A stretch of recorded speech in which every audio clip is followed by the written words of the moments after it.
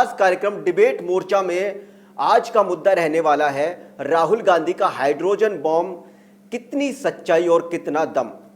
राहुल गांधी लगातार जिस hydrogen bomb का जिक्र कर रहे थे, पहले भी वोट चोरी के मुद्दे को लेकर उन्होंने इलेक्शन कमीशन पर बाकायदा प्रेस कॉन्फ्रेंस करके आरोप लगाए थे, भारतीय जनता पार्टी पर भी बाकायदा प्रेस कॉन्फ्रेंस करके आरोप लगाए थे।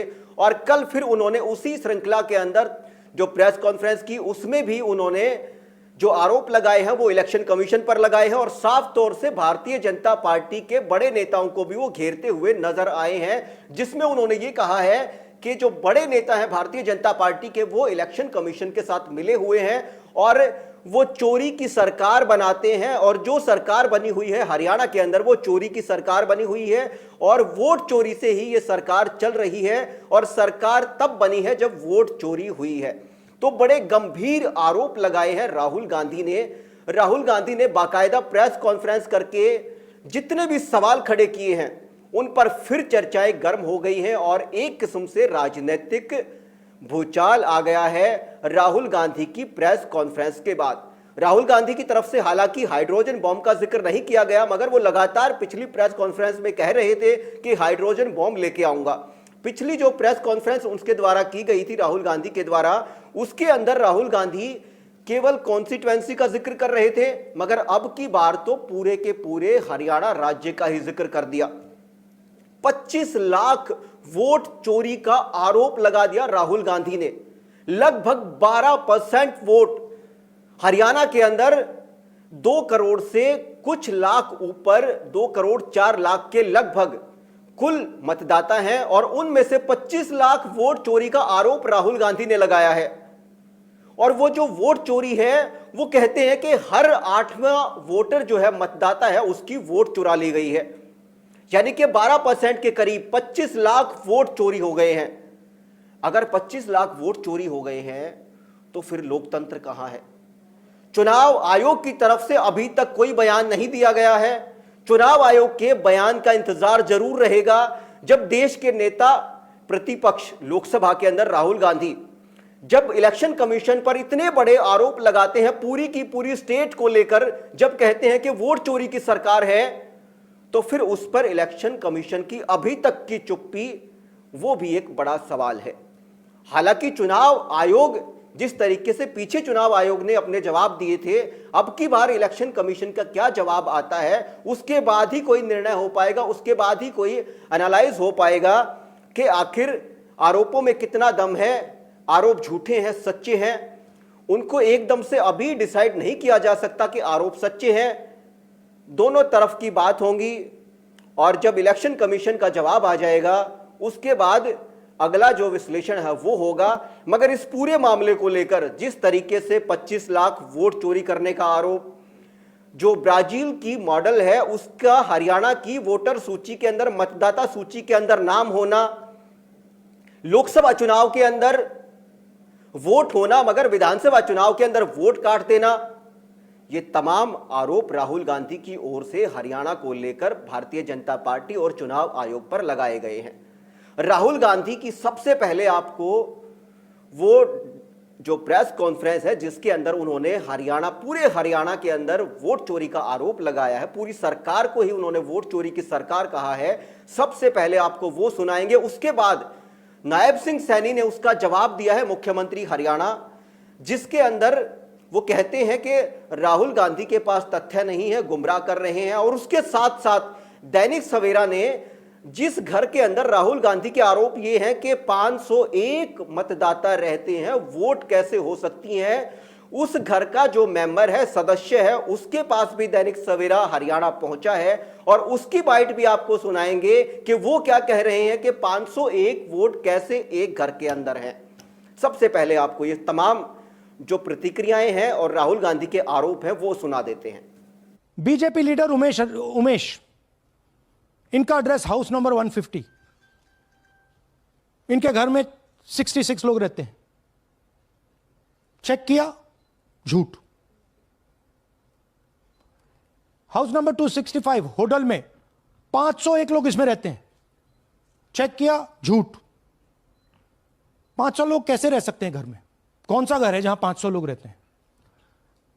हाउस नंबर 1904 108 वोट, वो देख लीजिए, छोटा सा घर है, इसमें 108 वोट नहीं रहते। रूल है इसी का कि अगर 10 वोटर से ज्यादा एक घर में रहते हैं, फिजिकली जाके उसको चेक करना है।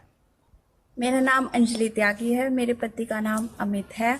मैं राय विधानसभा मलिकपुर गांव की रहने वाली हूं और मैंने लोकसभा इलेक्शन में वोट किया था, लेकिन जब मैं विधानसभा के इलेक्शन में वोट करने गई तो मुझे बताया गया कि मेरी वोट कट चुकी है और फिर मैंने दोबारा अप्लाई किया तो मेरी जून के एंड में मुझे वोटर कार्ड मिला। मैं गांव मलिकपुर का रहने वाला हूं और क्या नाम है, मेरा राय हल्का लगता है, जिसमें से हमारे भाइयों की वोट काट दी गई है, जिनका नाम है अनुज, राहुल और उनकी पत्नी है साक्षी और सोनिया, जिनकी वोट विधानसभा में काट दी गई थी। नाम सद्दाम हुसैन है जी, मैं मलिकपुर गांव से रहने वाला हूं जी। हमारा हल्का राय लगता है जी। 2024 में लोकसभा इलेक्शन में हमने वोट डाला था जी, और ये 2025 में जी हमारी वोट चोरी हो गई जी। मेरा नाम सद्दाम हुसैन है, मेरी वाइफ का नाम यास्मीन है जी।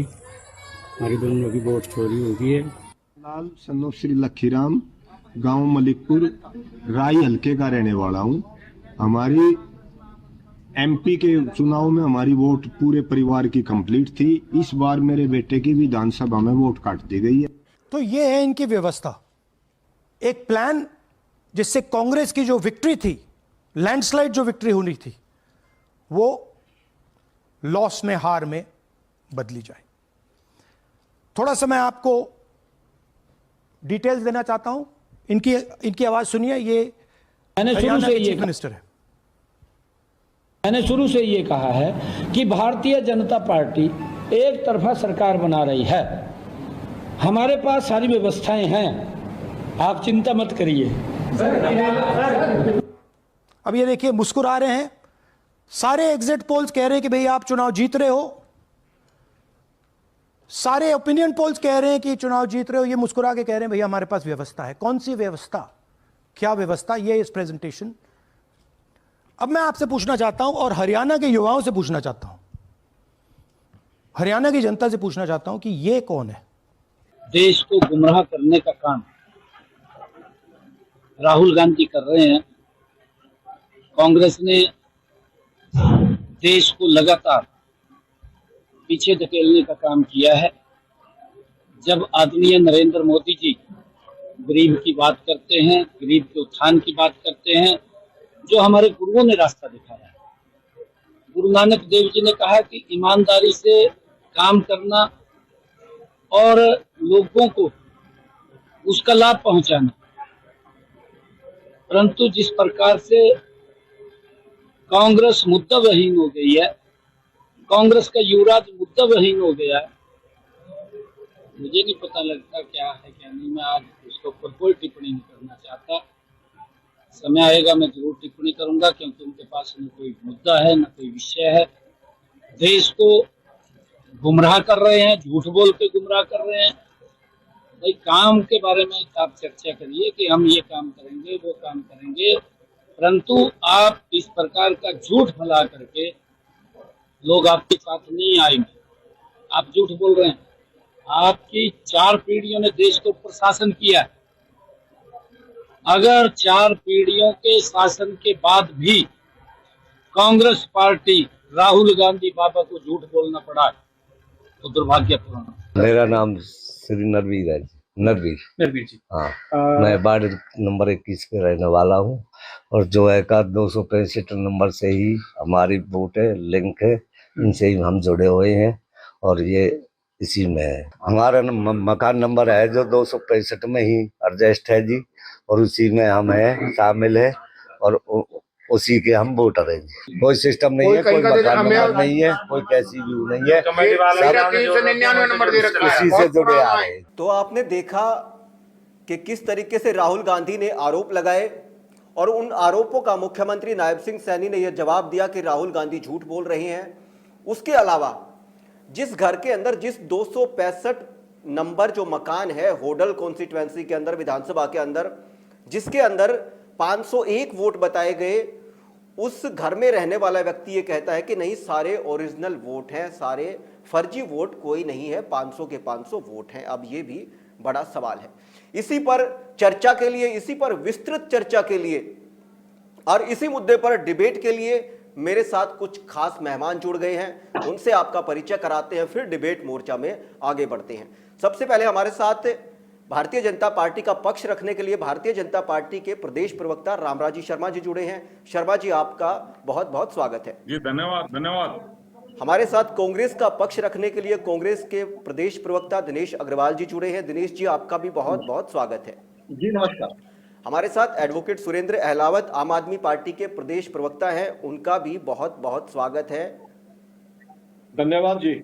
ओंकार जी, जो इंडियन नेशनल लोकदल पार्टी के प्रदेश प्रवक्ता हैं, वो कुछ ही देर में हमारे साथ जुड़ेंगे, उनसे भी बात करेंगे, उनका भी पक्ष जानेंगे। सबसे पहले राहुल गांधी की प्रेस कॉन्फ्रेंस के अंदर जो आरोप लगे हैं उनकी बात कर लेते हैं। राहुल गांधी ने जो आरोप लगाए हैं वो आरोप उन्होंने जो हरियाणा के अंदर जब विधानसभा के नतीजे आए और उन नतीजों के बाद से जब सवाल खड़े हुए थे कि जिस तरीके से पूरा का पूरा जो मीडिया है, पूरा का पूरा जो विश्लेषक हैं या सर्वे करने वाली एजेंसीज हैं, बाकी सारा जो सर्वे एजेंसीज हैं, चाहे वो कितनी भी हो, बाकी जितनी भी एजेंसीज हैं, सब हरियाणा के अंदर कांग्रेस की सरकार दिखा रही थी, कांग्रेस की सरकार बता रही थी। यहां तक कि अगर भारतीय जनता पार्टी के जो बड़े नेता हैं उनका भी ये कहना था कि अगर 30 सीटें हमारी आ जाएं तो फिर हम अपने आप को ठीक स्थिति के अंदर मानेंगे और हम जोड़ तोड़ करके सरकार बना सकते हैं। पूर्ण बहुमत की बात तो भारतीय जनता पार्टी के नेता भी नहीं कर रहे थे, मगर जिस तरीके से राहुल गांधी ने अपनी प्रेस कॉन्फ्रेंस के अंदर मुख्यमंत्री नायब सिंह सैनी की जो स्पीच चलाई और जिसके अंदर मुख्यमंत्री नायब सिंह सैनी ये कहते हुए नजर आ रहे हैं कि पूरे बहुमत के साथ क्लियर मेजॉरिटी से भारतीय जनता पार्टी की सरकार बनेगी, हमारे पास सारी व्यवस्थाएं हैं। अब व्यवस्थाओं पर राहुल गांधी ने क्वेश्चन मार्क लगाया है, व्यवस्थाओं पर सवाल उठाया है, मुस्कुराने पर भी सवाल उठाया है। राहुल गांधी का ये मानना है, ये कहना है कि जब हरियाणा के अंदर जो सर्वे कंपनीज है, चाहे ओपिनियन पोल हो या एग्जिट पोल हो, उसके अंदर जो इंडिया टुडे सी वोटर उसका जो सर्वे आया था उसमें 58 सीटें कांग्रेस को दिखाई गई थी, 20 सीटें भारतीय जनता पार्टी की दिखाई गई थी। उसके अलावा एक और सर्वे चैनल या सर्वे कंपनी, उसके अंदर 54 सीटें कांग्रेस को और 29 सीटें भारतीय जनता पार्टी को दिखाई गई थी। न्यूज 24 का 62 सीटें भारतीय जनता पार्टी, माफ करना, कांग्रेस को और 24 सीटें वो भारतीय जनता पार्टी को।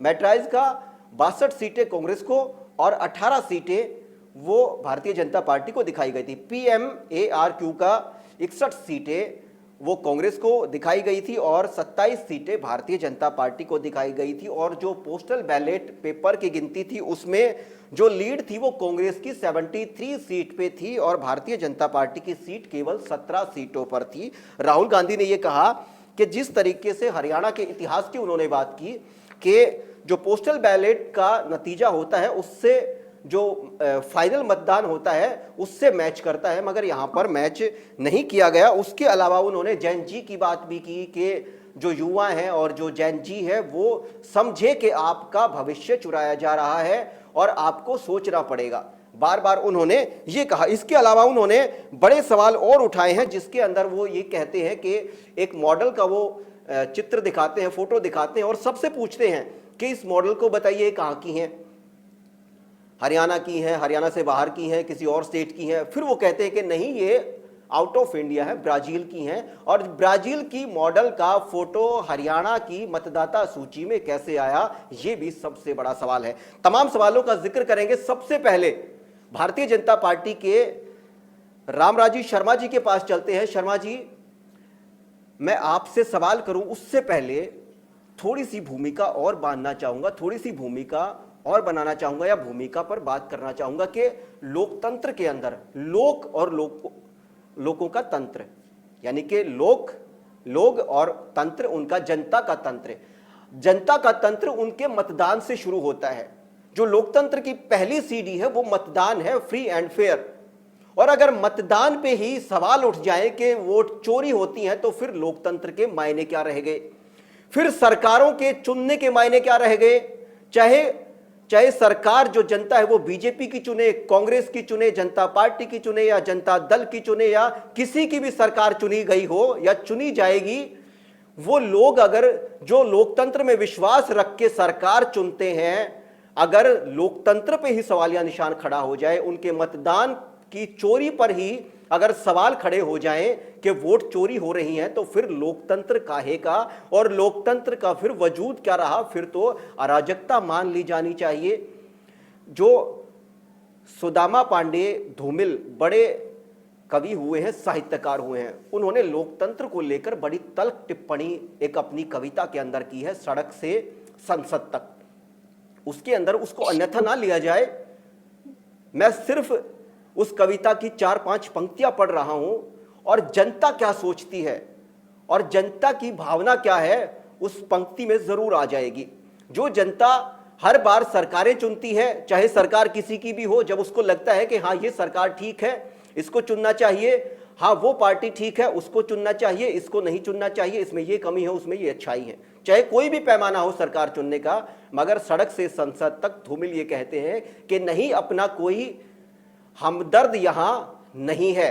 मैंने एक एक को परख लिया है, मैंने हर एक को आवाज दी है, हर एक का दरवाजा खटखटाया है, मगर बेकार मैंने जिसकी भी पूंछ उठाई है उसी को मादा पाया है। इन पंक्तियों को अन्यथा बिल्कुल ना लिया जाए, मगर जो जनता की भावना है, अगर जनता को यह लगता है कि हमारी वोट चोरी होती हैं या हमारी वोट जिसको डलनी चाहिए उसको नहीं डल रही है, तो फिर जनता यही कहेगी और जनता की भावना भी यही होगी। अब चलते हैं रामराजी शर्मा जी के पास। शर्मा जी, तमाम बहुत महत्वपूर्ण मुद्दा है, तमाम जो सवाल राहुल गांधी ने उठाए, इलेक्शन कमीशन की ओर से तो अभी तक जवाब नहीं आया है। भारतीय जनता पार्टी के नेताओं ने हर बार की तरह चुनाव आयोग से पहले जवाब जरूर दे दिया है। इन आरोपों पर, हरियाणा को लेकर आरोप लगे हैं, इन आरोपों पर आपका, आपकी पार्टी का क्या कहना है, बताएं। देखो, सबसे पहले आपके चैनल के माध्यम से मैं हमारे प्रदेश की देव तुल्य जनता जनार्दन को राम राम करता हूं और फिर आपकी बात का जवाब देता हूं। ये राहुल गांधी कभी कुछ बोल देते हैं, कभी कुछ बोल देते हैं, कभी विदेश में जाके हमारी सेना के बारे में बोल देते हैं, कभी यहाँ बोल देते हैं। तो हमारा देश की जनता है जो, वो इनकी बात को ज्यादा सीरियस नहीं लेती, क्योंकि ये तो उलझुल बातें ये जनता द्वारा नकारे गए लोग हैं, तो इसलिए बौखलाहट में उलझुल बातें करते हैं।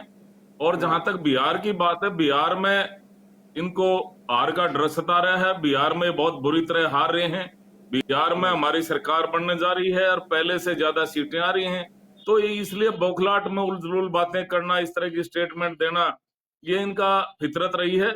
और रही बात वोट चोरी की, वोट चोरी कांग्रेस के टाइम में होती थी, क्योंकि सबसे बड़ी वोट चोर तो कांग्रेस पार्टी है। आप ये बात बताओ, 12 वोट थे हमारे लोह पुरुष के पास, सरदार वल्लभ भाई पटेल के पास में 12 वोट, 12 वाला तो हरा दिया, और एक वोट पंडित जवाहरलाल नेहरू के पास था, एक वोट वाला जिता दिया। तो इनसे बड़ा वोट चोरी और क्या हो सकता है, इससे बड़ी वोट चोरी। उसके बाद में आप आ जाओ, उससे आगे बढ़वा। शर्मा जी, कौन से चुनाव की बात कर रहे हैं? डॉक्टर अंबेडकर जी 15,000 वोट से हरा दिया और 70,000 वोट कैंसिल कर दिए डॉक्टर BR अंबेडकर जी के। और जहां तक ये बात है, जिस ब्राजील के महिला की ये बात कर रहे थे, मॉडल की, उसका स्टेटमेंट आ चुकी है। वो बोली मेरा तो कोई फोटो नहीं लेना नहीं देना नहीं, कैसे इनने मेरा फोटो लगाया है। उसकी स्टेटमेंट आ चुकी है सोशल मीडिया पर, उसकी स्टेटमेंट भी चल रही है। और जहां तक बात है इलेक्शन कमीशन की, इलेक्शन कमीशन की भी स्टेटमेंट आ चुकी है। उन्होंने कहा कि जब वोटर लिस्ट हम तैयार करते हैं तब कांग्रेस पार्टी ने इस तरह का कोई विरोध दर्ज नहीं कराया। और एक स्टेटमेंट और आ रही है इनकी, आज मैं पढ़ रहा हूं, जैसे इन्होंने कहा है राहुल गांधी ने, हरियाणा में हर 8वां वोट फर्जी है। हरियाणा में हर 8वां वोट तकरीबन हमारे हरियाणवी रहते हैं, 8वां वोट फर्जी कैसे हो सकता है? इतने बड़ी झूठ बात ये कह रहे हैं। और ये क्या करते हैं, कोई न कोई उलझुल बात करके, उल्टी सीधी बात करके ये विदेश भाग जाते हैं। तो जो ब्राजील की महिला है उसका 200 वोटों पर उसका फोटो कैसे है? एक ही महिला का 200 जो वोटर कार्ड है उन पर फोटो कैसे है वोटिंग लिस्ट के अंदर? ये तो यही जाने ये कहां से इन्होंने क्या लिया है क्या नहीं लिया। इन्होंने आपत्ति दर्ज करानी चाहिए थी। इन्होंने कोई इस तरह की शिकायत दर्ज नहीं कराई। चुनाव आयोग की स्टेटमेंट आती है और दूसरा ये कोर्ट को ये नहीं मानते हाई कोर्ट में। भाई, ये चुनाव आयोग को ये नहीं करण दलाल ने मानते, मुकदमा डाला हुआ है, लोकतंत्र में विश्वास ये नहीं करते। ब्रिजेंद्र और जब सिंह ने मुकदमा बाढ़ आ डाला रही हुआ थी, है, पंजाब में बाढ़ आ रही थी, हरियाणा में बाढ़ आ रही थी, तब ये राहुल गांधी विदेश में मौज कर रहे थे। तब क्या कर रहे थे? अरे जनता को हम भगवान मानते हैं, भगवान है। भगवान रूपी जनता ने लगातार तीसरी बार केंद्र में हमारी सरकार बनाई। भगवान रूपी जनता ने लगातार तीसरी बार प्रदेश में हमारी सरकार बनाई और विश्व के सबसे लोकप्रिय और ताकतवर प्रधानमंत्री आदरणीय नरेंद्र मोदी जी, जिनका विदेश में डंका बज रहा है, सनातन का डंका बजाया उन्होंने, वो हमारे प्रधानमंत्री बने। और हमारी सरकार ने जो इन्होंने थाली में परोस कर दिया था, इन्होंने धारा 370 लगाई थी वहां पे जम्मू कश्मीर में और 35 से लगाई थी, हमारी सरकार ने उसको तोड़ा। एक भव्य ऐतिहासिक राम मंदिर का निर्माण जो हमने सपने में भी नहीं सोचा था। हमारी महिला का 100 से भी ज्यादा बार फोटो कैसे बनेगा, बना वोटिंग लिस्ट में? मैं आपको क्या वोटर कह रहा लिस्ट के हूँ, अंदर एक महिला का 100 से भी ज्यादा फोटो लगा हुआ है और कभी उसका नाम सीमा, कभी उसका नाम अंगूरी, कभी उसका नाम कुछ और, कभी कुछ और, फोटो एक ही, और महिला का फोटो और आदमी का नाम, पुरुष का नाम है। मैं क्या कह रहा हूँ, ये जांच का विषय है। इन्होंने चुनाव आयोग में उसकी शिकायत करनी चाहिए थी। चुनाव आयोग में इन्होंने इस तरह की कोई शिकायत नहीं करी। ऑलरेडी कांग्रेस के नेता हाई कोर्ट में उनकी पिटीशन पेंडिंग है। और फिर आप ये कह रहे थे राहुल जी कि उस टाइम में माहौल था, इनके पक्ष में कहाँ माहौल था? ये तो ठगी टोरी करके 5 सीटें जीत गए थे झूठ बोल के। मैंने नहीं कहा, राहुल गांधी ने कहा, जो राहुल गांधी ने कहा मैंने बताया। उन्होंने झूठ बोला था, बहनों खाते में 1 लाख आएंगे, 8,500 रुपए महीना आएंगे, खटाखट फटाफट। जनता में बदले की भावना थी, जनता में भारी प्रतिशोध था, जनता में रोष था इनके प्रति, जनता ने बदला लिया। और झूठे गारंटी कार्ड तक इन्होंने बहनों को बांट दिए थे। वो बहनें झूठे गारंटी कार्ड ले लेके इनके पीछे दौड़ रही थी, ये आगे दौड़ रहे थे, ये कहीं हाथ नहीं आ रहे थे। तो जनता ने तो बदला लिया है, जनता में भारी रोष था। इनकी ठगी ठोरी की दुकान बंद हो चुकी है। जो उन्होंने 5 सीटें जीती लोकसभा में, वो ठगी टोरी करके झूठ बोल के जीती थी, वो खत्म हो ली। अगर मैंने पहले भी आपके चैनल पे कहा था, ये इंटरनेशनल झूठी पार्टी है। अगर कोई राष्ट्रीय अंतर्राष्ट्रीय अवार्ड झूठ बोलने में दिया जाए, ये जरूर जीतेंगे। और इनके प्रवक्ता जो आपके पास में बैठे हैं, ये भी इंटरनेशनल झूठे हैं। एक घर में 500 वोट कैसे? बता दें, ये हो गया, वो हो गया। रामराज जी शर्मा जी, झूठ है, आप भी जमीन से जुड़े हुए, जनता ने आप भी जमीन से जुड़े हुए हैं, आप भी हरियाणा में रहते हैं। एक घर में 500 वोट कैसे? का परिणाम है बिहार में। मेरे सवाल का जवाब दीजिए ना, एक घर में 500 वोट कैसे? इस तरह से ये उल जलूल बातें करें, बिहार में आ रहे हैं ये जी। अरे साहब, मैं ये कह रहा हूं कि एक घर में 500 वोट कैसे? मेरा सवाल ये है। देखो, मैं क्या कह रहा हूं, अगर इस तरह की कोई बात है, चुनाव आयोग की स्टेटमेंट आई, भाई हम मतदाता सूची तैयार करते हैं, हर पार्टी को पता होता है, तो इन्होंने आपत्ति दर्ज क्यों नहीं कराई? और फिर भी ये जांच का विषय है, ऐसी बात थी तो इन्होंने शिकायत करनी चाहिए थी। अब ये बिहार चुनाव में अगर कोई शिकायत ना करे तो इसका मतलब गलत चीज चलती रहे। अरे शर्मा जी, चुनाव में अगर कोई शिकायत ना करे तो गलत चीजें चलती रहे। तो आर का डर सता रहा है, इसलिए उलझुल बातें करते हैं। बिहार चुनाव में हरियाणा का जिक्र कर रहे हैं, क्योंकि बिहार की जनता इनको नकार चुकी है वहां भी। दिनेश जी, देख लेना जो रिजल्ट आएगा, दिनेश जी, फिर ये कह देंगे ईवीएम मशीनों में गड़बड़ कर दिया, ये गड़बड़ कर दिया, ये गड़बड़ कर दिया। आर का ठीक रहा, फिर ये मशीनों पर वोट देंगे। हर जगह ऐसा ही होता है। मैं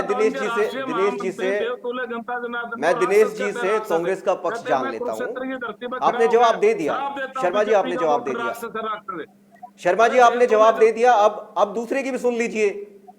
जनता क्यों वोट देगी इनको?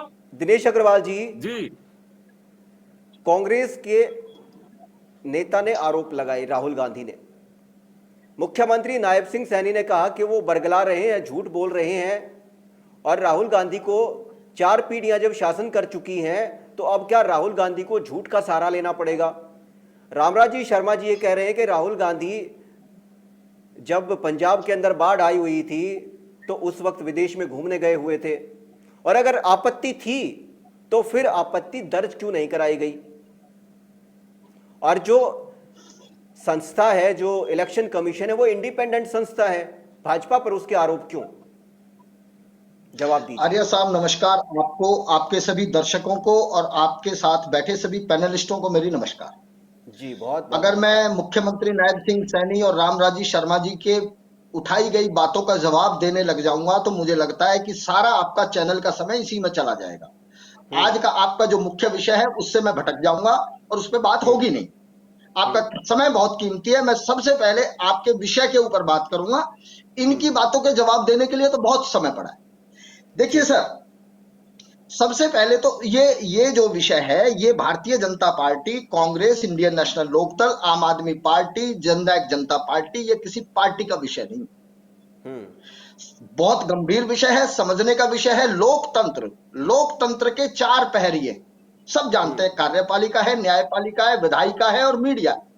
चारों स्तंभों के ऊपर लोकतंत्र खड़ा है। चार में से अगर एक पिल्लर भी गिर गया तो लोकतंत्र ढह जाएगा और चारों की जिम्मेवारी है लोकतंत्र को बचा के रखना। तो उसके अंदर अगर हम बात करते हैं विधायिका की, क्योंकि हम तो उससे आते हैं, एक राजनीतिक दल से, आप मीडिया से आते हैं, उसके अलावा कार्यपालिका, कार्यपालिका के अंदर तो आप कह सकते हैं कि ज्ञानेश कुमार जी हैं, और न्यायपालिका में सुप्रीम कोर्ट है, बाकी कोर्ट है। सर मैं बहुत मतलब हरियाणा प्रदेश की जनता को एक बात मैं पहुंचाना चाहता हूं आपके माध्यम से कि देखो सर, ये तो हो सकता है कि आपका वोट जो बना हुआ है, आपके वोट को अगर आपका भाई डालने जा रहा है तो वो भी फेक वोट कहलाता है, लेकिन वो आपका वोट है आपके घर पे। अब मैं ये कह रहा हूं 501 वोट वाली बात आपने जो उठाई, जो राहुल जी ने उठाई, और आपने मुझे एक वीडियो दिखाया जिसके अंदर एक व्यक्ति ये कह रहा है कि हमारा परिवार है, बड़ा परिवार है, ये ओरिजिनल वोट है, हमारी लंबी चौड़ी रिश्तेदारी है। सर 18 साल की उम्र पूरी होते ही वोट बन जाता है, और वोट बनवाने वाला जो व्यक्ति होता है उसको जीवन में किस किस चीज की जरूरत पड़ती है, कहां कहां उसका एड्रेस लगता है। देखिए, राशन कार्ड में उसको एड्रेस देना होता है, वोटर कार्ड में, गैस का कनेक्शन लेता है उसमें, पासपोर्ट बनवाता है उसमें, आधार कार्ड बनवाता है तो उसमें, बैंक की पासबुक बनवाता है तो उसमें, ड्राइविंग लाइसेंस में जरूरत पड़ती है, बच्चों के स्कूल में एडमिशन कराने के लिए जरूरत पड़ती है, किसी प्राइवेट या सरकारी नौकरी को पाने जाते हैं तो वहां भी जरूरत पड़ती है। उसके अलावा अगर किसी कोई बिजनेस करता है तो जीएसटी का जो वो डॉक्यूमेंट्स भरता है उसको वहां भी जरूरत पड़ती है, और आपके पैन कार्ड में भी जरूरत पड़ती है। एक व्यक्ति के बयान देने से नहीं होता। क्या चुनाव आयोग उन 501 व्यक्तियों के ये सारे जो मैं डॉक्यूमेंट्स आपको बता रहा हूं, क्या ये सारे डॉक्यूमेंट्स उस एड्रेस पर हैं? नहीं।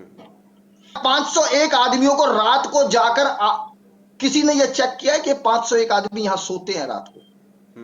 चलो 10-20 आदमी घर से बाहर हो सकते हैं किसी काम से, कोई रीजन हो सकता है, लेकिन क्या 480-470 आदमी उस घर में सोते हैं रात को? होडल के साथ लगती विधानसभा है छाता, जिला मथुरा, उत्तर प्रदेश की। छाता विधानसभा से लक्ष्मी नारायण चौधरी हमेशा विधायक बनते हैं और वो मंत्री हैं सरकार में, और होडल के अंदर लक्ष्मी नारायण चौधरी ने अपनी छाता विधानसभा के राहुल गांधी ने उनके साथ जो व्यक्ति बैठे हैं उसका भी जिक्र किया, फोटो भी दिखाया, ये कहा कि ये होडल विधानसभा के अंदर वोट डाल के गए हैं। सर मैं एक बात और कह रहा हूं, भीखू भाई दलसानिया गुजरात में वोटर थे, पिछले लोकसभा चुनाव में अमित शाह को वोट किया उन्होंने गुजरात में, और आज की तारीख में उन्होंने बिहार में वोट किया है पटना के अंदर, और वोट करने के बाद उन्होंने अपना निशान दिखाया है। 2024 में गुजरात में कर रहे हैं और 2025 में वो बिहार के अंदर वोट कर रहे हैं। मैं कह रहा हूं कि भीखू भाई दलसानिया जैसे लाखों कार्यकर्ता इनके, जो यूपी के, राजस्थान के, दिल्ली के, मध्य प्रदेश के, जिनको लाके हरियाणा में वोटर बनाया, यहां तक बात नहीं रुकी, बात आगे चली गई। अब होता क्या है कि एक तो वो वोटर होता है कि जो दूसरी स्टेट का है, उसका फर्जी वोट आपने यहां पे बना दिया, लेकिन एक वो वोटर है जो वोटर कहीं है ही नहीं, इस धरती पे ही नहीं है, बिल्कुल फेक। जैसे ब्राजील की जो महिला है, ब्राजील की महिला के जो 22 फोटो लग रहे हैं, उसमें शर्म की बात तो ये देखो ना, पति के नाम भी अलग है, मैं अभी आपको अगली बात पे आ रहा हूं, गंभीरता तो आप यहां गंभीर समझिए। सवाल भी है और गंभीर आरोप भी है। आर्य साहब, हाँ आर्य साहब सुनिए, मैं समझता हूं हमारे पैनल पे जितने लोग बैठे हैं उनमें सबसे ज्यादा हरियाणा प्रदेश की समझ आपके अंदर है। आपका बहुत लंबा जर्नलिज्म का समय रहा है सर। क्या 20,800 बूथ है हरियाणा प्रदेश में? आप बताएंगे कि क्या हरियाणा में कहीं कोई पहाड़ी इलाका हो, कोई नहरी इलाका हो, कोई बीच में से कोई नदी जाती हो, नहर जाती हो, एक पोलिंग बूथ जहां वोट पड़ती है वहां से काउंटिंग सेंटर कह लो या आप उसको जो स्ट्रांग रूम कह लीजिए, उस मशीन को, वोटिंग मशीन को पोलिंग बूथ से काउंटिंग सेंटर तक जाने में कितना समय लगेगा? राहुल जी प्लीज बताइए। पोलिंग बूथ से काउंटिंग सेंटर तक एक वोटिंग मशीन को जाने में कितना समय लगेगा? राहुल जी आपको सारा अनुभव है पूरे हरियाणा का। मुश्किल से 15 मिनट से लेके मैक्सिमम 2 घंटे कह रहा हूं सर। हाँ, 1 घंटे में 1 घंटा 2 घंटे नहीं लगते, मैक्सिमम 2 घंटे। सहमत हूं। लास्ट बोल रहा हूं सर, 2 तो मैं। हाँ, आपकी 6 बजे घंटा लग जाता है। ठीक है सर। कोई हाँ, दूर पोलिंग बूथ होता है जब तो चुनाव डिस्ट्रिक्ट तक जाने में घंटा, 1.5 घंटा, 2 घंटे मैक्सिमम। सर मैं ये कह रहा हूं, मैं पोलिंग एजेंट रहा हूं, मैं काउंटिंग एजेंट रहा हूं, और आपने सारी प्रक्रिया खुद देखी है। जब वो ड्यूटी ऑफिसर आते हैं, ड्यूटी मजिस्ट्रेट, जिस बूथ पे चढ़ते हैं वो अंदर घुसते ही पहले ये पूछते हैं कि बूथ नंबर ये, इसमें कितना वोट डल चुका है। वो टाइम नोट करते हैं कि इतने बजे इतना वोट डल चुका और इस बूथ पे टोटल वोट इतना, ये ड्यूटी मजिस्ट्रेट करते हैं। अब मैं ये कह रहा हूं जो आपके बूथ पे वोट पड़ रही है वो वोट आपका जो रिटर्निंग ऑफिसर है, रिटर्निंग ऑफिसर तक जाने में, आजकल तो हाईटेक जमाना है सर, व्हाट्सएप पे चला जाता है 3 बजे तक कितनी पोलिंग होली, 4 बजे तक कितनी होली, 2:30 कितनी होली, 5, और इलेक्शन कमीशन बकायदा बार बार ये अपडेट देता है अपनी साइट पे कि गुड़गांव विधानसभा में इतने बजे तक इतनी पोलिंग होली, 5 बजे तक इतनी होली। अब राहुल सर मैं ये कह रहा हूं कि जब आपकी 6 बजे पोलिंग खत्म हो गई और 9 बजे इलेक्शन कमीशन एक प्रेस कॉन्फ्रेंस करके कहता है कि हरियाणा में 61.19% की पोलिंग हुई है। राहुल जी गंभीरता से ध्यान से सुनो इस बात। हाँ, 61.19% की पोलिंग जब चुनाव हुए थे उस वक्त भी ये सवाल उठा था। हाँ सर, नहीं इस सवाल को समझा नहीं किसी ने, समझा नहीं, मैं आगे बोल रहा हूं। टाइम खराब कर रहे हैं, ये फालतू की बातें कर रहे हैं। उसी दिन रात को, अब मैं इनके बीच में नहीं बोला ना राहुल जी, ये मुद्दे की गंभीरता खत्म कर रहे हैं। उसी दिन रात को इलेक्शन कमीशन कहता है 61.19 नहीं 65.65%।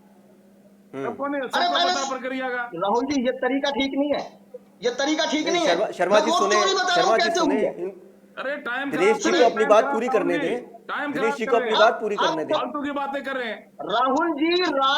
रात को 12 बजे इलेक्शन कमीशन कहता है 65.65% हुई है। अब राहुल जी मेरी आखिरी प्रश्न है आपसे कि 8 तारीख को गिनती होनी है और चंद घंटे पहले 7 तारीख की रात, 5 का दिन गया, 6 का गया, 7 का दिन गया, 7 तारीख की रात को इलेक्शन कमीशन कहता है 67.90% की पोलिंग है, यानी 65.65 के बाद भी 2.25% की पोलिंग। सवाल है, नकारा नहीं जा सकता, सवाल है। और ये सवाल जो आज आप उठा रहे हैं, ये सवाल लगातार जब विधानसभा के चुनाव हुए थे उस वक्त भी उठा था और जब लोकसभा के चुनाव हुए थे तब भी ये सवाल उठा था। छोटी छोटी बातें सर, छोटी छोटी बातें और बता रहा हूं, छोटी छोटी और बता रहा हूं।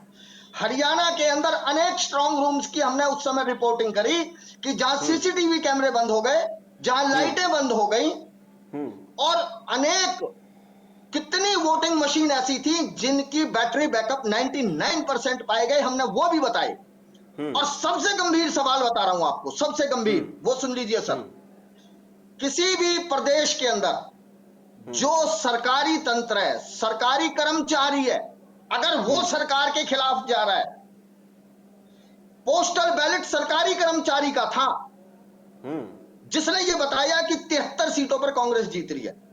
अगर सरकार का कर्मचारी खिलाफ है तो उसके परिवार खिलाफ है, और जब सरकारी कर्मचारी खिलाफ है तो सरकार कहां जीत रही है सर? 73 सीटों पे कांग्रेस पोस्टल बैलेट में जीत रही थी। और सबसे गंभीर बात क्या है सर, सुनो, राहुल जी ने तो 12.5% कहा है ना सर, वो क्यों कहा है मैं वो भी बताता हूं आपको। ऐसा है सर, एक चीज बताइए कि एक बूथ के अंदर 223 बार एक महिला की फोटो लग रही है, बता देना। एक बूथ में 108 बार लग रही है। झूठ बोलने लगे तो नब्बे अब बता देना। समझने की बात क्या है, जब झूठ बोलने लगे तो नब्बे ही बता देना। आर्य जी ये इनको तेरे को बताया, प्लीज नब्बे रोको, बता दे। वरना मैं ये डिबेट नहीं करूंगा आर्य जी, अरे झूठ मैं बोल रहा है। बदतमीजी बर्दाश्त नहीं करूंगा। देखो मैं इनके बीच में एक शब्द नहीं बोला, लेकिन प्रदेश की जनता तक ये चाहते हैं कि बात ही ना पहुंचे। हाइड्रोजन बम कहाँ गया हाइड्रोजन बम? और तो फूस पटाखा भी नहीं था। कौन सी व्यवस्थाएं थी हाइड्रोजन बम तुम्हारे बता रहे पास उसको। सरकार लाने के लिए? कौन सी व्यवस्थाएं थी? जनता का आशीर्वाद लेना कौन सी जरूरी चोरी की है। व्यवस्था थी तुम्हारे जनता पास? को राक्षस बोलोगे, जनता वोट देगी क्या? अरे तुम्हारा वो जनता को मच्छरा राक्षस मुख्यमंत्री बोलोगे, जनता वोट देगी जो क्या? हेलीकॉप्टर से नीचे नहीं आपके उतरता, राष्ट्रीय महामंत्री जो हेलीकॉप्टर से जिसने राक्षस कहते हैं। जिस आदमी कहते हैं, की मैं निर्लज्जता, धरती पे खड़ा होकर श्राप देता हूँ बीजेपी का अरे वोट कुरुक्षेत्र की धरती पे 85 करोड़ का हेलीकॉप्टर खरीद लिया उस आदमी ने, श्राप है क्या? और हरियाणा प्रदेश की जनता को बाढ़ के अंदर 3 करोड़ की आबादी को मात्र 3 करोड़ 1 रुपया ठीक एक है। आदमी को दिया। ऐसे मैं निर्लज्ज सुरेंद्र मुख्यमंत्री जी के पास चलूंगा। बिल्कुल शर्मा जी आप रुके, आपने अपनी बात रख ली। दिनेश जी आपकी भी बात पूरी हुई, मैंने आपको समय दिया। सुरेंद्र जी इतने गंभीर आरोप, और जैसा मैंने जिक्र किया था कि लोकतंत्र की जो आत्मा होती है वो उसके मतदान में होती है, क्योंकि लोकतंत्र सारा ही उस पर टिका हुआ होता है।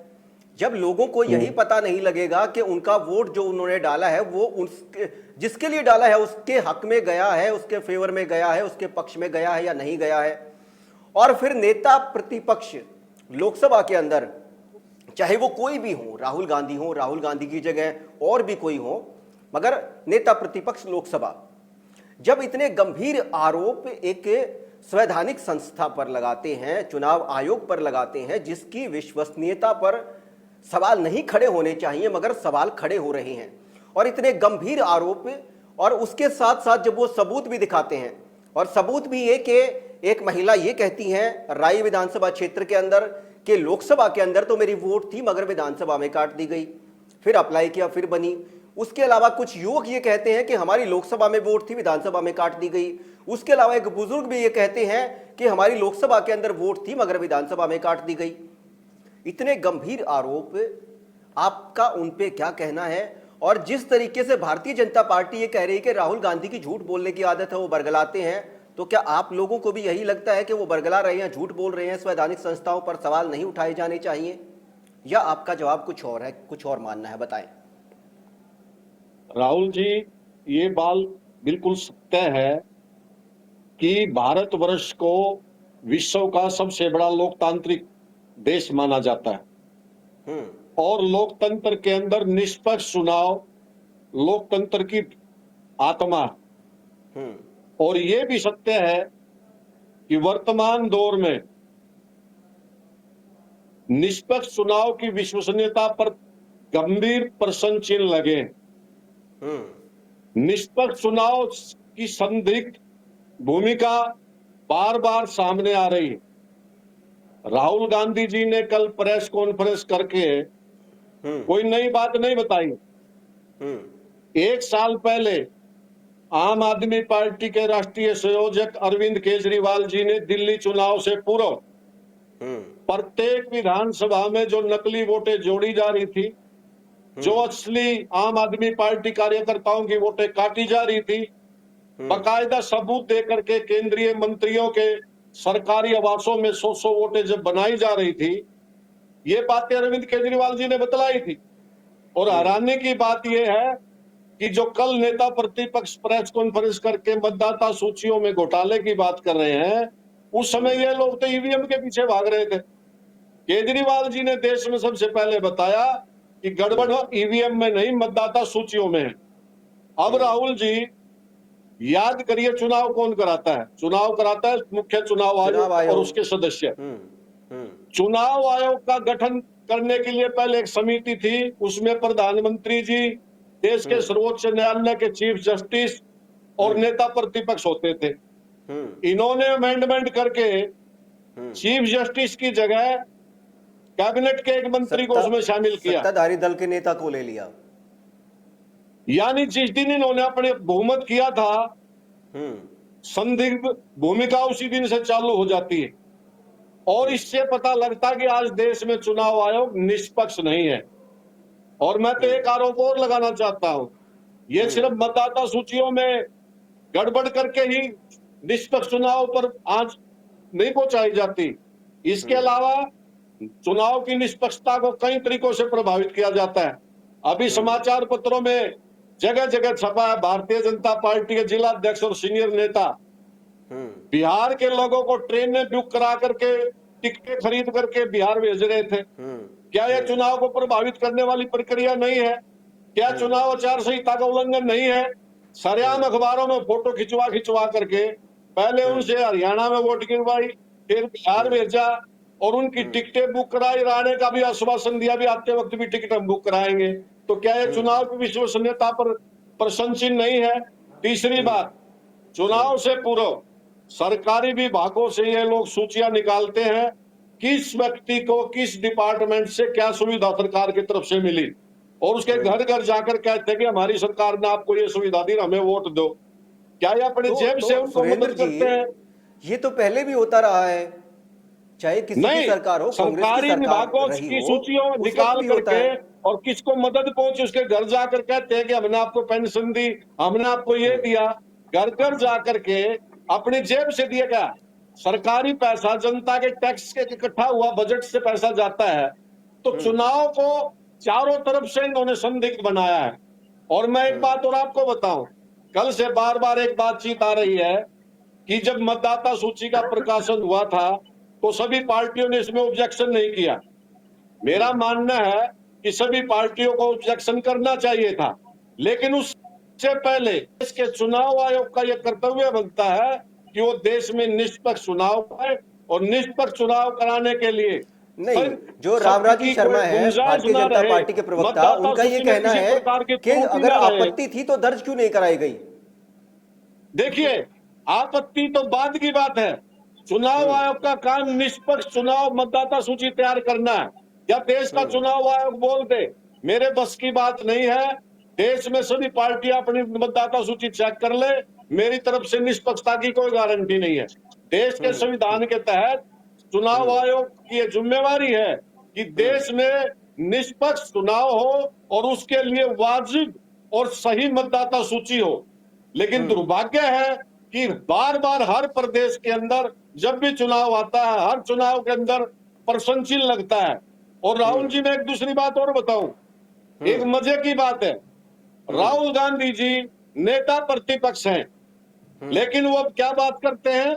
वो बात करते हैं कि हरियाणा के चुनाव में गड़बड़ी हुई, महाराष्ट्र के चुनाव में गड़बड़ हुई, लेकिन जब दिल्ली चुनाव के दौरान अरविंद केजरीवाल जी मतदाता सूचियों का जो सबसे पहले जिन्होंने उजागर किया था, उस समय उनकी रहस्य में चुप्पी थी और कांग्रेस के नेता मंद मंद मुस्कुराते थे और ये टिप्पणी करते थे कि केजरीवाल जी हार की बौखलाहट से आरोप लगा रहे हैं।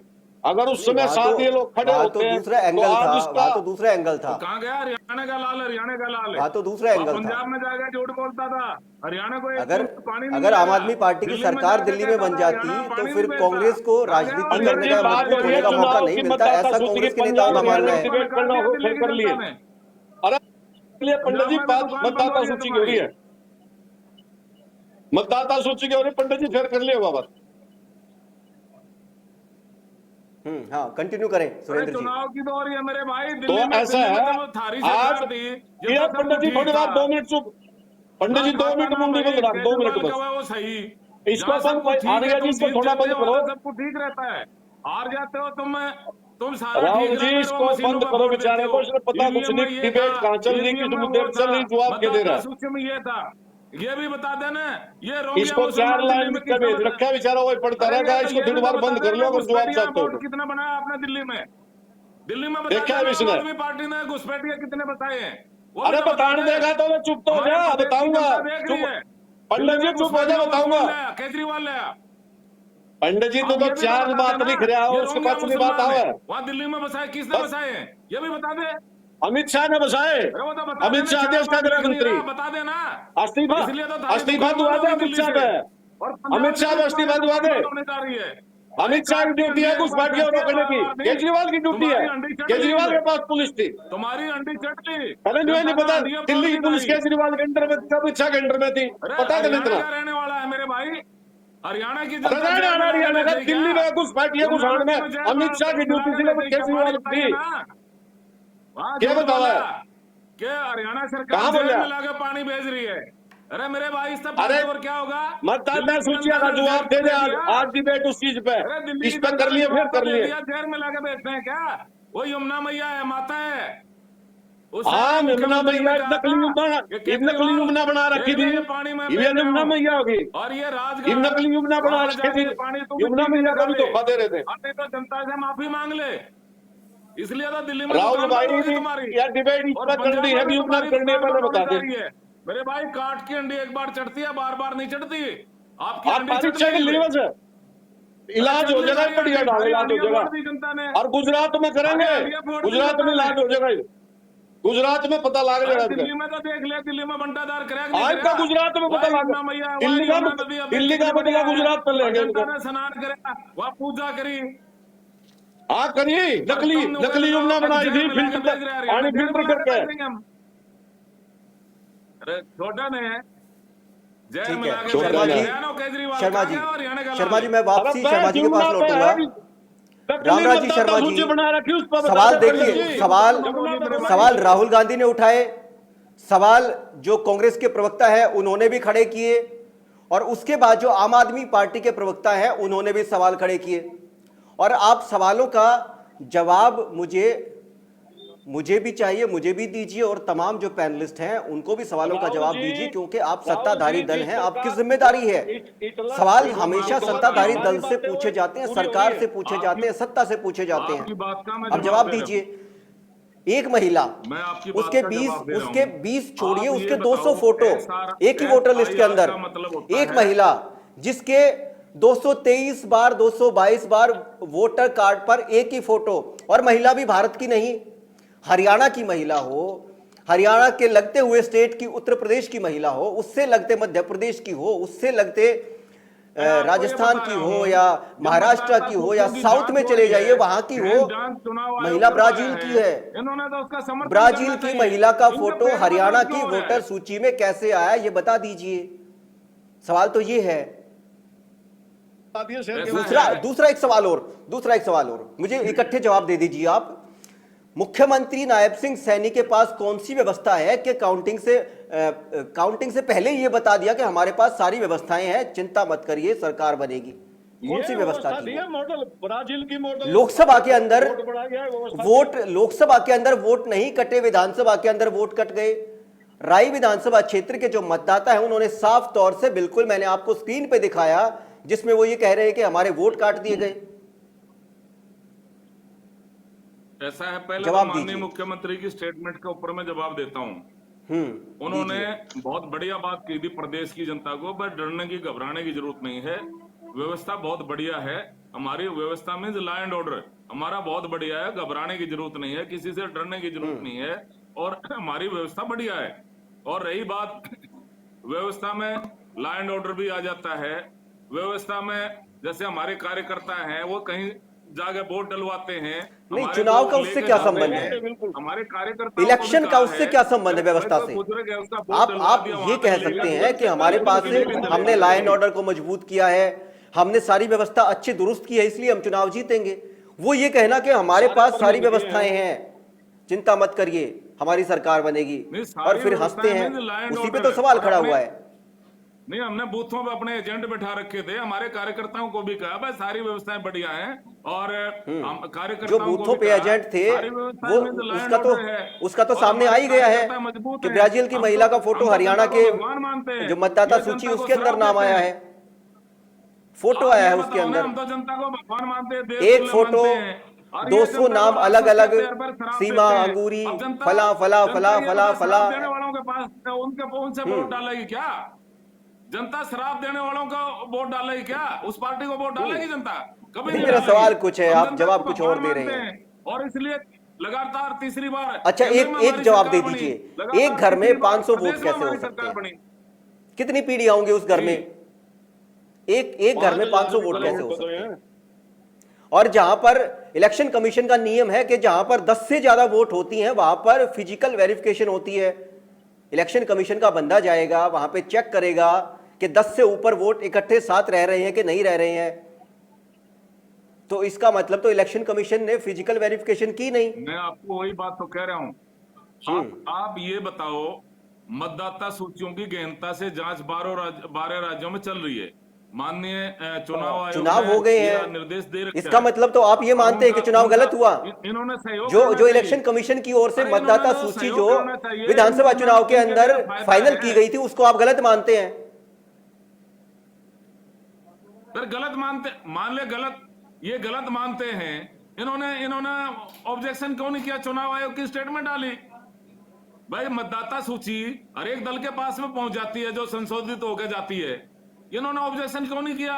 चुनाव आयोग को ये नहीं मानते, कोर्ट को ये नहीं मानते, ना खाता ना भाई ये जो कहें वो सही, ये तो वो बात होगी।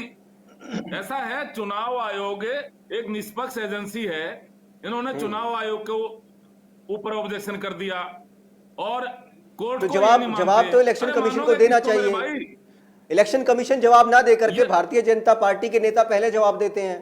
नहीं, इलेक्शन कमीशन ने दिया जवाब, क्यों नहीं दिया? कब इलेक्शन दिया जवाब कमीशन ने बताएं? दिया जवाब। कौन सा जवाब आज दिया? उसका जवाब इसमें मैं आपको अखबार का भी नाम बता देता हूं। वो सूत्रों के हवाले से इतने बड़े आरोप हैं इलेक्शन कमीशन को, चीफ इलेक्शन कमीशन को प्रेस कॉन्फ्रेंस करके जनता को बताना चाहिए ताकि जनता का लोकतंत्र में विश्वास बना रहे। कांग्रेस का एजेंट ने, उन्होंने अगर मतदाता सूची गलत थी तो इन्होंने क्यों नहीं ऑब्जेक्शन किया उस टाइम पे? ये इलेक्शन कमीशन की स्टेटमेंट है। इलेक्शन कमीशन किसी मैं चीज आपको को तभी बताता ठीक करेगा जब हूं। आपत्ति ये जागरण होगी। ब्यूरो की है। आपत्ति से पहले ठीक नहीं करेगा क्या? उसकी जिम्मेदारी नहीं है क्या इलेक्शन कमीशन की आप कि ये ठीक, बताओ। फ्री एंड फेयर, निष्पक्ष चुनाव कराया जाए? ये बिल्कुल हार का है। आप हार का ठीकरा चुनाव आयोग के ऊपर फोड़ दोगे, हार का ठीकरा आप मतदाता सूचियों पे फोड़ दोगे, हार का ठीकरा आप ईवीएम पे फोड़ दोगे, मशीनें गलत थी, ये मतदाता सूचियां गलत थी। ये तो हारे हुए, ये नकारे हुए लोग हैं, जनता ने इनको नकार दिया। अब ये बौखलाहट में उलझुल बातें करते हैं, इनके पास में तथ्य तो है नहीं। अरे तथ्यों पर आधारित कोई बात आप कहिए। आप स्वतंत्र हैं, आप चुनाव आयोग में जाइए, आप कोर्ट में जाइए, आप कहीं तो जाइए। इनको ये मानते हैं नहीं लोग, इसलिए शर्मा जी, ये जनता एक ने सवाल का नकार जवाब दिया। और दे दीजिए। आप ये बताओ, मैंने कि आपके चैनल के माध्यम से एक बात जितनी कही भी उस टाइम में जितनी ठगी भी टोरी ये करके 5 सीटें जीत जो गए थे कांग्रेस आपत्तियां आई पार्टी वाले। हैं, आपत्तियों का मतलब जितने भी आरोप लगे हैं, जितने आरोप लगे हैं फिलहाल, उन आरोपों में आप ये मानते हैं कि कहीं ना कहीं इलेक्शन कमीशन की ओर से अनियमितताएं रही है? कोई भी बात कह के यहाँ विदेश में भाग जाता है, विदेश में बैठ के और फिर हमारे देश विरोधी ताकतों से मिला हुआ है, वहां ऐसी ऐसी बातें बोल देता है। आप ये बताओ, हमारी सेना के ऊपर बोल दिया इसने, हमारी सेना के ऊपर बोल दिया, जो हमारे जवान हैं। अरे सेना को तो जात पात में मत बांटो मेरे भाई। जिस तरह से जात पात में बांट रहे हैं, इसलिए जनता ने इनको नकार दिया। हम राष्ट्रवादी है, राष्ट्रवादी, जातिवादी नहीं है हम। और ये इनका कांग्रेस का शुरू से नेचर रहा है, डिवाइड एंड रूल। कभी हिंदू मुसलमान में बांट दिया। इनका उद्देश्य था भारत को मुस्लिम राष्ट्र बनाना। ये जिन्ना की पाठशाला के विद्यार्थी हैं ये। और जिस तरह से इन्होंने इमरजेंसी में हिंदू भाइयों का तो पकड़ पकड़ के नसबंदी कर दिया, तो मुसलमान भाइयों को भारत छेड़ा तक नहीं। मुस्लिम इसका राष्ट्र उद्देश्य ना क्या बने, हुआ? अब इनका इसकी उद्देश्य जिम्मेदारी था क्या चुनाव आयोग ने ले ली है? बहुसंख्यक को दिनेश अग्रवाल जी अल्पसंख्यक भी बनाना, कांग्रेस वाले भारत को भी मुस्लिम सुन लो। राष्ट्र बनाना, ये था इनका एजेंडा। ठीक है, और देश ठीक की है। जनता जाग चुकी दिनेश है। जी, इनका एजेंडा कभी कामयाब ठीक है, मैं नहीं दिनेश होगा। जी के पास चलूंगा। दिनेश जी, जिस तरीके से रामराजी शर्मा जी का कहना है कि झूठे आरोप हैं और मतदाता सूचियों के अंदर अगर कोई गड़बड़ी थी तो फिर टाइम पे जो इलेक्शन कमीशन है वो मौका देता है अपनी आवाज उठाने का, आपत्तियां दर्ज करने का, और कोई कुछ गलत नहीं हुआ है, बल्कि ये सारे निराधार आरोप हैं, झूठे आरोप हैं। वही चीज बार बार रामराजी शर्मा जी कह रहे हैं। आर्य जी, हम 4 लोग इस डिस्कशन में बैठे हैं और मैं ये कह रहा हूं, एक बार हम चारों इस बात को भूल जाएं कि कौन किससे बिलोंग करता है। आप पत्रकार नहीं है, मैं कांग्रेस से नहीं हूं, एलावत साहब आम आदमी से नहीं है, रामराजी जी बीजेपी से नहीं है। हम चारों सामान्य आदमी हैं, एक जनरल पब्लिक मान लीजिए आप। तो मैं जनरल पब्लिक के नाते एक बात पूछ रहा हूं कि इलेक्शन कमीशन का जब वोट बनता है किसी भी व्यक्ति का, फर्स्ट टाइम वोटर 18 साल की उम्र में बनता है। हो सकता है कि चुनाव वो इलेक्शन कमीशन ने उस समय कुछ दिनों के लिए बंद कर रखी हो, तो 18 की वजह 18.5 में बन जाएगा, 19 में बन जाएगा।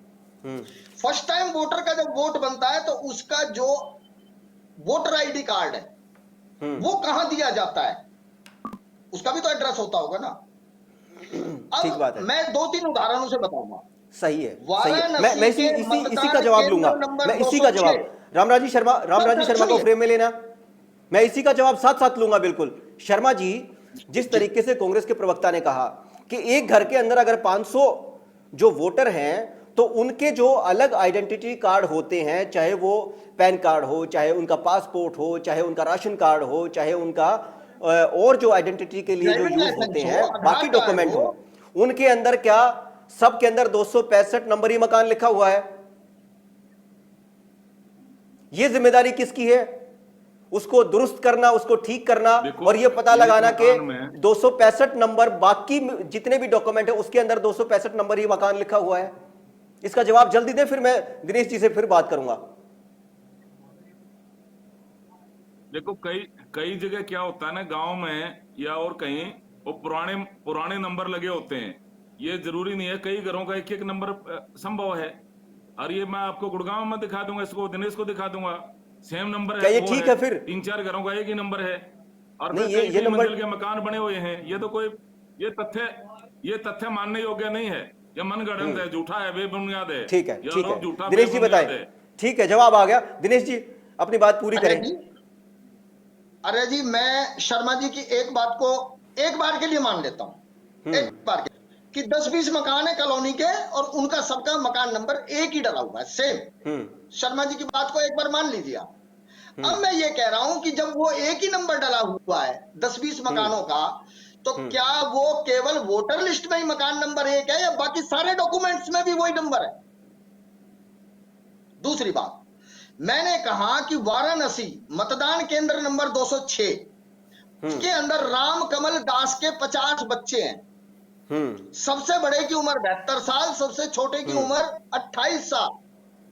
44 साल का डिफरेंस है। केवल 44 साल में 50 बच्चे पैदा कर दिए राम कमल दास ने। हर 9 महीने बाद बच्चा पैदा हो गया, 10वां महीना ही नहीं लगने दिया उसने। ठीक है, ठीक है। मतलब सबसे बड़े की उम्र मेरे साथ ओंकार जी, दिनेश जी, ओंकार जी मेरे साथ जुड़े हैं। ओंकार जी जुड़ गए हैं। ओंकार जी से एक बार बात कर लेते हैं। ओंकार जी से एक बार बात कर लेते हैं। दिनेश जी, मैं आपके पास, मैं आपको फिर टाइम दूंगा, मैं आपके पास आऊंगा, बिल्कुल आऊंगा। आपकी बात जितनी भी अभी जितना आपका टाइम बाकी मैं दूंगा। ओंकार जी, राहुल गांधी ने प्रेस कॉन्फ्रेंस करके फिर आरोप लगाए हैं और अब की बार तो हरियाणा, पूरे के पूरे हरियाणा के चुनाव पर ही सवालिया निशान खड़े कर दिए हैं कि पूरी की पूरी जो सरकार है वो वोट चोरी की सरकार है। 25 लाख वोट चोरी का आरोप लगाया है, यानी कि लगभग 10% से ऊपर वोट चोरी हो गए हैं। 1 लाख, 2 लाख, 3 लाख नहीं, बल्कि 25 लाख वोट चोरी का आरोप लगाया है। और तमाम जो आरोप हैं उनसे आप कितना इत्तेफाक रखते हैं? आपकी पार्टी उसके बारे में क्या सोचती है, बताएं। राहुल जी, देखिए, मुद्दा बहुत गंभीर है। मुद्दा लोकतंत्र की सफलता के ऊपर जुड़ा है, क्योंकि लोकतंत्र तभी सफल होता है जब चुनाव निष्पक्ष होते हैं, और चुनाव तभी निष्पक्ष होंगे जब चुनाव प्रक्रिया का अहम योगदान वोट प्रक्रिया ठीक होगी। बहुत सेंसिटिव मुद्दा है। और ये जो बीजेपी वाले बार बार कहते हैं हम तो 2047 तक, हम तो 20 साल और राज करेंगे। व्यक्ति को एक पल का भरोसा नहीं होता। एक बार का अगली बार जनता मेरे को स्वीकार करेगी या नकार देगी। मैं ये नहीं कहता कि हरियाणा में कितने वोट चोरी हुए, कितने नहीं हुए। हमारे मुख्यमंत्री सुनिए, साकार करने में लगे हुए हैं। देखिए राहुल जी, इनको बीच में ना बोलने दीजिए, मुद्दा बहुत सेंसिटिव है, जनता सुनना। शर्मा जी, उनको बात करने दें। सुरेंद्र जी, मेरा आपसे सवाल यह था कि राहुल गांधी ने आरोप लगा दिए, इलेक्शन कमीशन ने सूत्रों से जवाब दे दिया, बीजेपी के जो लीडर हैं वो सामने आ गए और बाकी जो भारतीय जनता पार्टी के हरियाणा के जो मुख्यमंत्री हैं उन्होंने ये कह दिया कि राहुल गांधी झूठ बोल रहे हैं, ढाक के वही 3 बात, कुछ समाधान हुआ नहीं। जो जनता असमंजस में है कि हमारी वोट किसको गई, लोकतंत्र कैसे बचेगा, मेरा सवाल आपसे ये है। लोकतंत्र पर निष्ठा कैसे कायम रहेगी, मेरा सवाल ये है। देखिए, वर्तमान में जो चुनाव की निष्पक्षता पे जो प्रश्न चिन्ह लगे हैं, वे वाकई लोकतंत्र के लिए काफी खतरनाक संकेत हैं। जल्दी जवाब दीजिए क्योंकि मेरे पास समय बहुत कम है। चुनाव आयोग ने सामने आकर के इसकी क्लैरिफिकेशन देनी चाहिए। कहीं गलती हुई हो तो गलती स्वीकार करनी चाहिए, और उस गलती के परिणाम स्वरूप जिनको फायदा हुआ है उनको तत्काल से उनका चुनाव रद्द करके नए सिरे से नई लिस्ट बना करके नया चुनाव कराना चाहिए, ताकि देश के अंदर लोकतंत्र के अंदर आस्था बढ़े, देश का संविधान सुरक्षित रह सके और विश्व के अंदर भारत के लोकतंत्र पर जग हसाई ना हो सके। ठीक है ओंकार जी, मैं क्लोजिंग व्यू आपसे चाहूंगा, मुझे बताएं 30 सेकंड में अपना जवाब दें कि जिस तरीके से आरोप भी लग गए, इलेक्शन कमीशन की ओर से सूत्रों के हवाले से जवाब भी दे दिया गया, भारतीय जनता पार्टी के नेताओं ने नकार भी दिया आरोपों को, और फिर बात वहां की वहां खड़ी रह गई, कोई समाधान तो हुआ ही नहीं। राहुल जी, सिर्फ नकारने से बात नहीं बनेगी, तथ्यों के साथ नकारना पड़ेगा, जनता को तथ्य दिखाने पड़ेंगे। अगर वोट बनी तो कैसे बनी, और एक ब्राजील की मॉडल की वोट हरियाणा में कैसे बन गई, तथ्य सामने लाने पड़ेंगे। कौन जिम्मेवार है, फोटो कैसे लगा, कौन जिम्मेवार है, क्योंकि वोट बनाए तो व्यक्तियों ने ना, कर्मचारियों ने, और कर्मचारियों ने अपने आप नहीं बनाए, कर्मचारियों को किसी ना किसी बीएलओ ने दिया होगा, बीएलओ को किसी ना किसी बीजेपी के नेता ने दिया होगा, कहीं ना कहीं तो आए होंगे ना वोट। वो वोट कैसे बने और किसने बनाए, किसके रिकमेंडेशन पर बनाए, किसी एमसी ने, किसी पार्षद ने कुछ तो कहा होगा ये वोट बनाने के लिए। ये बहुत अहम सवाल है और इसको ऐसे नहीं छोड़ा जा सकता। हमारे देश का लोकतंत्र इसी आधार पर टिका है, वोट के आधार पर, और अगर वोट का आधार ही खोखला हो जाएगा तो लोकतंत्र चरमरा जाएगा, बहुत संगीन परिस्थिति पैदा हो जाएगी। ये छोटी बात नहीं है, ये रामराजी शर्मा जी को यह भी सोचना चाहिए। जनता का विश्वास उठ जाएगा। ठीक है दिनेश जी, उठ जाए। मैं अंतिम कमेंट आपसे चाहूंगा बड़ी जल्दी। राहुल सर, मैं बहुत जिम्मेवारी से एक बात कह रहा हूं कि हरियाणा प्रदेश नहीं पूरे देश में पहले जो वोटर पर्ची होती थी, घर घर जाकर पॉलिटिकल पार्टियों के कार्यकर्ता दिया करते थे। याद कर लीजिए, सबको पता है, पॉलिटिकल पार्टियों के कार्यकर्ता हाथ में थैला लेकर जाते थे, घर घर में पर्चियां दे के आते थे, तो उसको पता चल जाता था इस घर में ये वोटर है नहीं है, क्या हो रहा है। लेकिन पिछले 10-11 साल का रिकॉर्ड उठा लीजिए, इलेक्शन कमीशन ने ये कह दिया कि ये पहुंचाना हमारी जिम्मेवारी है, वोटर पर्चियां, और ये जो संशोधित करके जिस लिस्ट को बोला जाता है, पॉलिटिकल पार्टियों को चुनाव के ऐन वक्त पर लिस्टें मिलती हैं, उससे पहले नहीं मिलती, और जैसे ही चुनाव शुरू होता है वो चुनाव प्रचार में लग जाते हैं, बूथ तक जाने का काम ही खत्म हो जाता है। क्यों? क्योंकि सर सुनिए, क्योंकि बूथ पे जाके पर्ची तो उनको बांटनी नहीं है, वो तो इलेक्शन कमीशन बांटेगा। मैं ये कह रहा हूं, हम सभी को समझ उस दिन आएगा, क्योंकि एक बूथ में 223 फोटो एक आदमी के होना, ये किसी बीएलओ का काम नहीं है, ये सेंट्रलाइज सिस्टम है, ऊपर से हो रहा है। और इस तरीके का सिस्टम अगर ये चलता रहा तो एक दिन ना आप अपना वोट जिसको दे रहे हो चाहे उसी के खाते में जाए, फिर भी उसकी वैल्यू 0 हो जानी है। ठीक है, क्योंकि जब फेक वोट जो बनाए गए हैं, फॉर्म नंबर 6 और 7 का जो दुरुपयोग हो रहा है, वोट की एडिशन और वोट की डिलीशन। ठीक है, बिल्कुल, मेरे पास समय की कमी है, मैं अंतिम कमेंट चाहूंगा रामराजी शर्मा जी से। शर्मा जी को फ्रेम में लें। रामराजी शर्मा जी मेरी बात सुनिए, शर्मा जी मेरी बात सुनिए। अगर आपको यह लगता है कि इलेक्शन कमीशन को ये जो तमाम आरोप लगे हैं उनको दुरुस्त करना चाहिए, जो मतदाता सूची है उसके अंदर भी जांच का विषय है, तो क्या आपकी ओर से क्या इलेक्शन कमीशन के पास कोई डेलीगेशन जाएगा जो ये कहेगा कि हाँ लोकतंत्र पर सवाल खड़े हो रहे हैं, चाहे विपक्षी पार्टियां कर रही हो, मगर जिम्मेदारी तो आपकी भी है। क्या आपकी तरफ से कोई नेता जाएंगे इलेक्शन कमीशन के पास कि इन सारी आपत्तियों को दूर किया जाए? जल्दी जल्दी जवाब दीजिए। देखो, इलेक्शन कमीशन एक निष्पक्ष एजेंसी है, जिसको ऑब्जेक्शन है वो जाए अपना ऑब्जेक्शन दर्ज कराए।